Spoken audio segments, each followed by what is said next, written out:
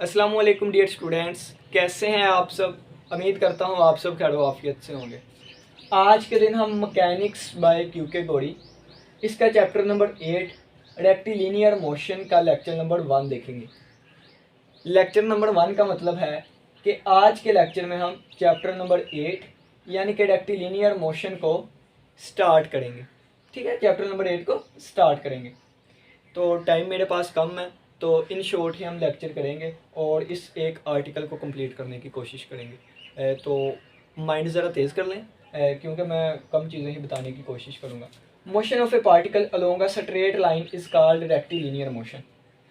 एक पार्टिकल की motion along a straight line, एक स्ट्रेट लाइन के अलोंग, उसको हम रेक्टिलिनियर मोशन कहते हैं। एग्जाम्पल ये है कि यहाँ से लेके यहाँ तक एक पार्टिकल मूव किया, एक स्ट्रेट लाइन के अलोंग मूव किया, इसका मतलब है ये मोशन कौन सी होगी? रेक्टिलिनियर मोशन होगी। रेक्टिलिनियर मोशन, ठीक हो गया। लेकिन अगर मैं कहूँ ऐसे पार्टिकल मूव किया तो ये क्या है? ये एक कर्व होगी, तो ये रेक्टिलिनियर मोशन नहीं होगी। ठीक है, अब नेक्स्ट देखें तो रेक्टिलिनियर मोशन में हमारे पास एक्सेलरेशन कांस्टेंट हुआ करेगा। ठीक है, एक्सेलरेशन क्यों होगा, कांस्टेंट कैसे होगा, तो इसकी बहुत सारी डिटेल है, फिर कभी हम डिस्कस करेंगे। एट द एंड हम कोशिश करते हैं motion of a particle with constant acceleration को डिस्कस करने की। ठीक है, अब देखें कि फ़र्ज़ किया हमारे पास डायग्राम यहाँ पे हम ड्रा करते हैं। ठीक है, यहाँ पे ठीक है। फ़र्ज़ किया कि ये मेरे पास एक पॉइंट था जिसको मैंने ओरिजिन कह दिया, ओ है। ठीक है, ओरिजिन का मतलब क्या होता है? जहाँ से हमारी मूवमेंट स्टार्ट होगी, जहाँ से हमारी मोशन स्टार्ट होगी। अब ये यहाँ से स्टार्ट होके यहाँ तक गया, ये हमारे पास पॉइंट पी है। ठीक है, एक पार्टिकल ओ से स्टार्ट हुआ, ओ पे हमारे पास टाइम कितना था? 0 था। ठीक है, यानी कि ओरिजिन पे इस पॉइंट पे हमारे पास टाइम 0 था और यहाँ पे हमारे पास डिस्टेंस भी 0 था। यहाँ पे हमारे पास डिस्टेंस भी 0 था। आहिस्ता आहिस्ता टाइम गुजरता गया, time time time time time, यहाँ पे आके टाइम टी हो गया। ठीक है, और यहाँ तक पहुँच के इसने डिस्टेंस भी हमारे पास एक्स कवर कर लिया। ठीक है, यानी कि हम कहेंगे कि ये हमारे पास जो डिस्टेंस आया ये एक्स होगा। अब देखें यहाँ पे उसकी इनिशियल वेलोसिटी, यहाँ पे उस पार्टिकल की इनिशियल जो वेलोसिटी थी हम उसको लेट कर लेते हैं, ये u के इक्वल है। ठीक है, और यहाँ पे जाके इसकी फाइनल वेलोसिटी आएगी, फाइनल वेलोसिटी आएगी और हम लेट कर लेते हैं ये हमारे पास v है। ठीक है, और इस यहाँ से लेके यहाँ तक जो इसने मूवमेंट की एक स्ट्रेट लाइन के अलोंग, इस सारे सफ़र के दौरान इसका एक्सेलरेशन कांस्टेंट रहेगा। ठीक है, एक्सेलरेशन कांस्टेंट रहेगा। अब इन्हीं सारी बातों को हम अपने वर्ड्स में लिख लेते हैं कि एक पार्टिकल था जिसने अपनी मूवमेंट स्टार्ट की पॉइंट ओ से और वो पॉइंट पी तक गया। पॉइंट ओ पे डिस्टेंस भी 0 और टाइम भी 0, इनिशियल वेलोसिटी u थी। फिर वो पी तक पहुंच गया, डिस्टेंस हमारे पास x आ गया, टाइम हमारे पास t आ गया और फाइनल वेलोसिटी v आ गई और कांस्टेंट एक्सेलरेशन रहा जो कि a था। ठीक है, अब इसको आज वर्डिंग में लिखते हैं हम। Suppose that a particle starts, फर्ज किया कि एक पार्टिकल जो है वो स्टार्ट करता है इट्स मोशन, अपनी मोशन को, फ्रॉम पॉइंट ओ से एट टाइम टी, टाइम हमारे पास t 0 होगा, at time t is equal to 0, जब टाइम t 0 था, with constant acceleration, with the initial velocity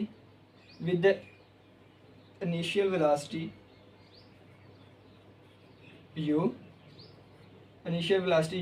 and constant acceleration हमारे पास आ जाएगा a, and after time t, और टाइम t गुजर जाने के बाद द पार्टिकल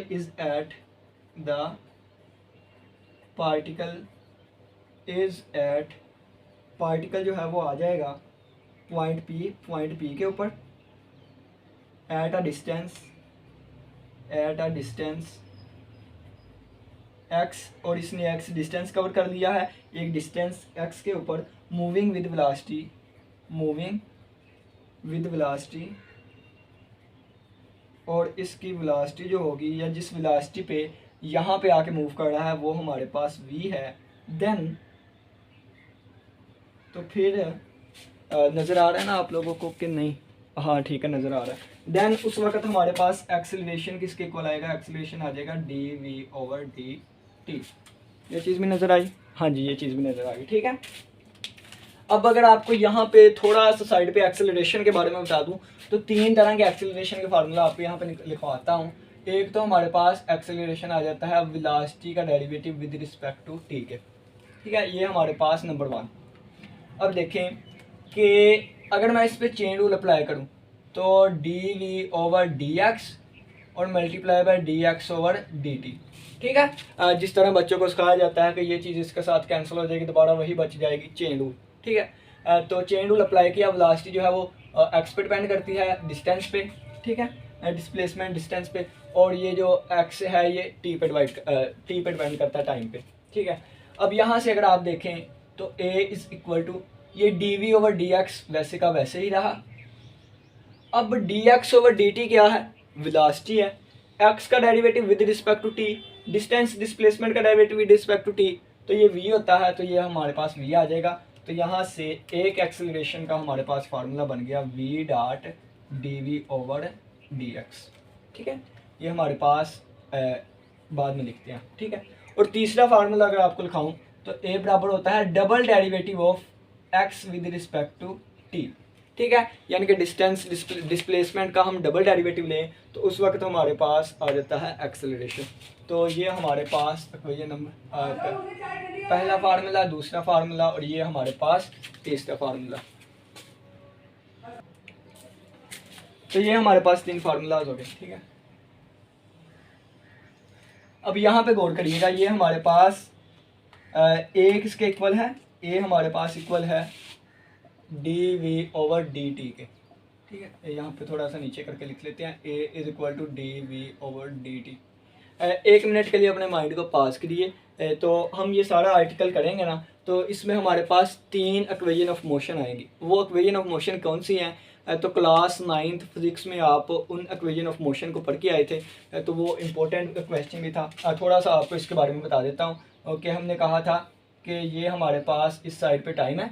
ठीक है, और इस साइड पे हमारे पास स्पीड है, और वेलोसिटी या स्पीड ली गई थी, और क्या किया गया था कि यहाँ से एक पार्टिकल मूव करना स्टार्ट होकर यहाँ तक पहुँच जाता है।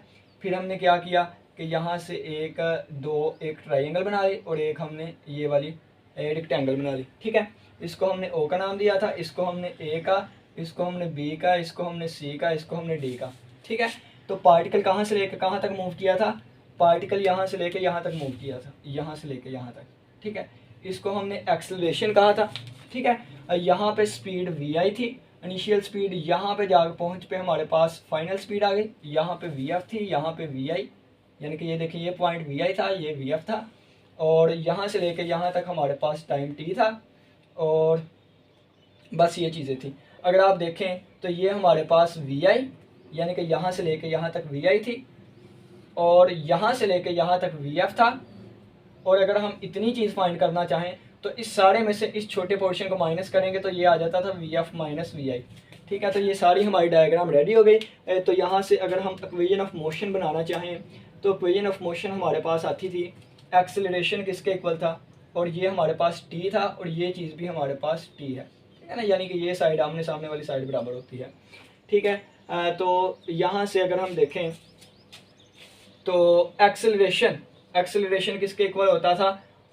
यानी कि अगर हमने ये वाली चीज़ फाइंड करनी है तो बाय पाइथागोरस थ्योरम, यानी कि ये अगर फाइंड करनी है तो ये y component over x component, तो ये हमारे पास आ जाता था V F minus we I over T. तो यहाँ से इधर जाकर मल्टीप्लाई होगा, A T is equal to V F minus we I, तो ये वी आई उधर जाकर प्लस हुआ, तो V F is equal to we I जमा ए टी। ठीक है, तो ये हमारे पास पहली इक्वेशन ऑफ मोशन आ जाती थी। ठीक है, ये सिंपल सी बातें हैं, अगर आपको समझ नहीं भी आती कोई तो कोई बात नहीं, वैसे थोड़ा सा जल्दी जल्दी बताने की कोशिश कर रहा हूँ। ये पहली आ गई। दूसरी के लिए हम क्या करते थे, इसका एरिया प्लस इसका एरिया, ठीक है। तो एस बराबर आ जाता था, इसका एरिया क्या होगा, लंबाई दर पे चौड़ाई v i multiply by t, यानी कि इसका एरिया आ जाता था वी आई टी। और इसका एरिया फाइंड करना हो तो ये ट्राइंगल है, तो इसके एरिया के लिए हम हाफ, ये हमारे पास टी मल्टीप्लाई बाय ये वाली side T multiply by V F, half V F minus we I, half V F minus we आई और मल्टीप्लाई बाय टी आ जाना था, ठीक है। तो हमने इसको टी से डिवाइड भी किया और टी से मल्टीप्लाई भी किया, तो ये आ गया। तो हाफ ये वाली चीज़ ए बन गई हमारे पास और ये साथ टी स्क्वायर बन गया, ठीक है। तो ये चीज़ यहाँ पे नहीं, इसके अंदर आनी थी, ठीक है। ये ए टी स्क्वायर आ गया, तो ए टी स्क्वायर यानी कि इसका area v i multiply by t, लंबाई दर पे चौड़ाई, इसका एरिया हाफ ये वाली चीज़ मल्टीप्लाई बाई ये वाली चीज़, टी से मल्टीप्लाई डिवाइड किया तो ये एक्सेलरेशन बन गया, एक्सेलरेशन मल्टीप्लाई बाई टी, तो हाफ ए टी स्क्वायर बन गया। इन दोनों को प्लस करेंगे तो ये बन जाएगा v i t plus half a t square, ठीक हो गया। ये वाली चीज़, ये सेकंड इक्वेशन ऑफ मोशन आ गई थी। तीसरी की अगर हम बात करें तो वो तीसरी हमारे पास आती थी कि 2s is equal to 2s नहीं, s is equal to O A plus B D और divided by O D, divided by 2 multiply by O D, ये वाली चीज़ थी, ठीक है। ओ ए हमारे पास क्या था, वी आई था, और प्लस बी डी हमारे पास क्या था, बी डी हमारे पास ये पूरा वी एफ है देखें, और डिवाइडेड बाय 2 है और साथ मल्टीप्लाई बाय ओ डी की वैल्यू देखें तो टी है, ठीक है। तो ये 2 उधर जाके मल्टीप्लाई होगा, इधर जाके तो बन गया 2s is equal to V F plus we आई, और ये टी है, ये क्या लिखा हुआ है, टी लिखा हुआ है। तो ये टी लिखा हुआ है तो हम इसको इस तरीके से भी लिख सकते हैं, यानी कि यहाँ भी हमने एक्सेलरेशन से मल्टीप्लाई करवा दिया, यहाँ भी एक्सेलरेशन से, ठीक है। तो यहाँ पे एक्सेलरेशन की वैल्यू पुट करेंगे तो आ जाएगा v F minus we I over t, और ये साथ टी था, टी टी के साथ कैंसिल आउट हुआ, तो बाकी हमारे पास ये वी एफ प्लस वी आई और ये v F minus we i, a plus b a minus b, तो आ जाएगा a square plus a square minus b square, ठीक है। तो ये तीसरी इक्वेशन बन जाती थी 2as is equal to we f square minus we i square, ठीक हो गया। तो ये 3 इक्वेशंस थी जिसको मैंने थोड़े से समझाने की कोशिश की। पहली क्या है, वी एफ यानी कि final velocity is equal to initial velocity plus a t. दूसरी क्या है, s is equal to distance is equal to initial velocity multiply by t plus half a t square. और तीसरी क्या है, 2a distance is equal to final velocity minus initial velocity, यानी कि final velocity का स्क्वायर माइनस इनिशियल वेलोसिटी का square. तो ये वाली चीज़ें आपको थोड़े से वक्त में बताने की कोशिश की। तो यानी कि ये 9th क्लास में हमने चीज़ें सीखी हैं, अब उसी चीज़ को हम motion of a particle with constant acceleration में ड्राइव करेंगे, ठीक है ना। तो अब इस चीज़ों को मैं रिमूव कर देता हूँ, ये थोड़ी सी थी जो हमने 9th क्लास में पढ़ा था, लॉन्ग क्वेश्चन था ये वाली चीज़ है, ठीक है। सिंपल ये वाली चीज़ें आपको बताई कि ओ पॉइंट पे हमारे पास डिस्टेंस 0 टाइम 0, फिर इनिशियल वेलोसिटी u है, p पे पहुंच गया, x डिस्टेंस कवर किया, टाइम t आ गया और फाइनल वेलोसिटी v आ गई, कांस्टेंट एक्सीलरेशन रहा a, ठीक है। अब यहाँ से देखिएगा ये a dt is equal to d v बन जाएगा, दोनों तरफ इंटीग्रेट करेंगे, इंटीग्रेटिंग बोथ साइड्स, ठीक है ना, बोथ साइड्स। ये मैं इस तरह लिख रहा हूँ, टाइम मेरे पास कम है, ठीक है ना। तो वी गेट, तो ये हमारे पास आ जाएगा ए डी टी इसकी integration is equal to d v इसकी इंटीग्रेशन। तो ए कांस्टेंट है, पहले बात किया ए कांस्टेंट है, डी टी की integration is equal to d v की इंटीग्रेशन, तो ये हमारे पास आ जाएगी ए इसकी इंटीग्रेशन टी और इज इक्वल टू ए इसकी integration t is equal to इसकी इंटीग्रेशन वी के रिस्पेक्ट वी आ जाएगी और प्लस कांस्टेंट ऑफ इंटीग्रेशन ए आ जाएगा। इसको इक्वेशन नंबर 1 का नाम देंगे। तो इसमें हमारे पास ए जो है कांस्टेंट इंटीग्रेशन आ रहा है, तो हम लिखेंगे where a is the constant of integration, ठीक है, हुज वैल्यू, जिसकी वैल्यू कैन बी डिटरमाइंड, हम डिटरमाइन कर सकते हैं by initial problem, initial conditions, ठीक है। इनिशियल कंडीशंस हमारे पास क्या हैं, इनिशियल कंडीशंस ये वाली हैं, ठीक है। जब टी ज़ीरो था, एक्स ज़ीरो था, वो पॉइंट पे वेलोसिटी म्यू नॉट थी। तो यहाँ पे देखें तो ए यूज़ हो रहा है, ए तो यहाँ भी कांस्टेंट है हर पॉइंट पे। टी यूज़ हो रहा है तो टी यहाँ पे ज़ीरो था, तो t is equal to zero, ठीक है। और यहाँ पे वी यूज़ हो रहा है तो इनिशियल वेलोसिटी यू थी, यू आ गई, और ये हम पुट करेंगे इन वन, ठीक है। तो equation number one implies that ये बन जाएगी ए टी की जगह ज़ीरो और इक्वल टू वी की जगह यू प्लस ए। तो यहाँ से हमारे पास ए की वैल्यू क्या आ जाएगी, यहाँ से ये चीज़ ज़ीरो हो जाएगी और ये उधर जाके माइनस, तो माइनस यू आ जाएगी, ठीक है। कैलकुलेशन खुद करने की कोशिश करिएगा। अब इसको हम पुट करेंगे वन में, पुट इन वन। जब वन में पुट करेंगे तो ये बन जाएगी a T is equal to v plus, और ए की जगह माइनस म्यू, तो ये म्यू उधर जाके प्लस का हो जाएगा, तो ये आ जाएगी v is equal to mu plus a t, ठीक है। ये उधर जाके प्लस का हुआ, म्यू प्लस ए टी। तो ये हमारे पास फर्स्ट इक्वेशन ऑफ मोशन आ गई, जो कि हमने डिस्कस की थी, v F is equal to we i plus a t, ठीक है ना। पहले हमारे पास आ गई, तो हम इसको इक्वेशन नंबर वन का नाम था, इसको हम इक्वेशन नंबर टू का नाम दे देंगे, ठीक हो गया। अब देखें, अब ये v is equal to u plus a t है, तो अब v को हम क्या लिखेंगे, अब सेकंड इक्वेशन ढूंढने के लिए, यानी कि अब इसको बड़े एक का नाम दे देते हैं ना, ताकि आपको पता लगे, ये वन, ठीक है। तो इसको हम ए का नाम, चले जी यही ठीक है, ए का नाम दे दें, ठीक हो गया। अब देखें, ये इक्वेशन नंबर वन है, equation of motion number one है। तो v हमारे पास क्या था, v हमारे पास dx ओवर dt होता है, और equal to u initial velocity है प्लस at है, ठीक है।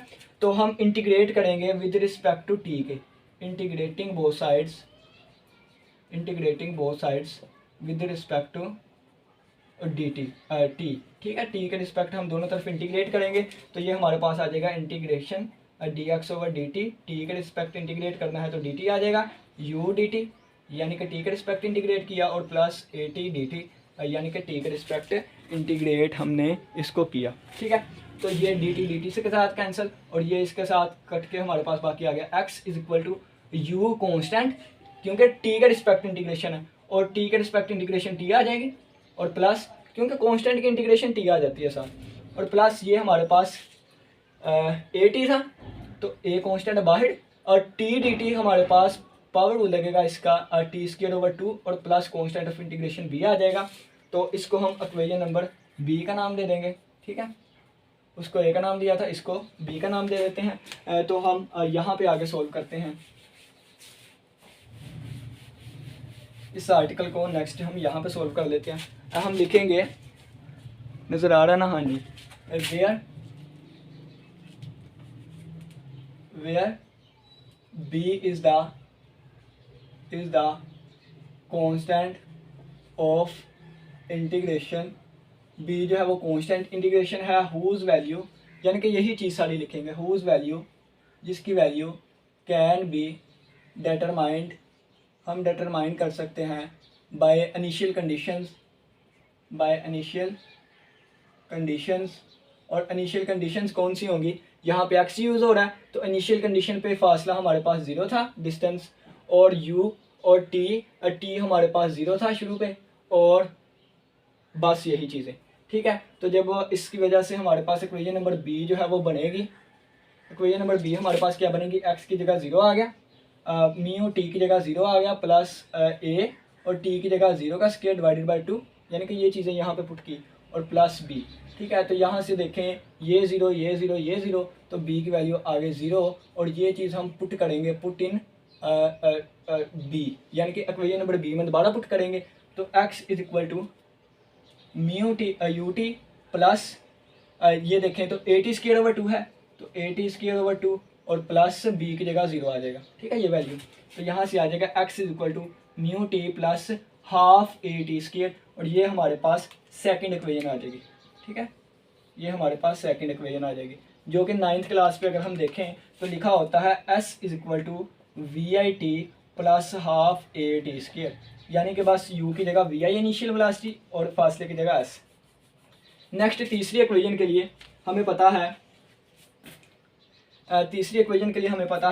वहाँ पे देखें कि एक्सेलरेशन किसके इक्वल होता है, एक्सेलरेशन हमारे पास इक्वल है v dot D v over d x, d v over d x.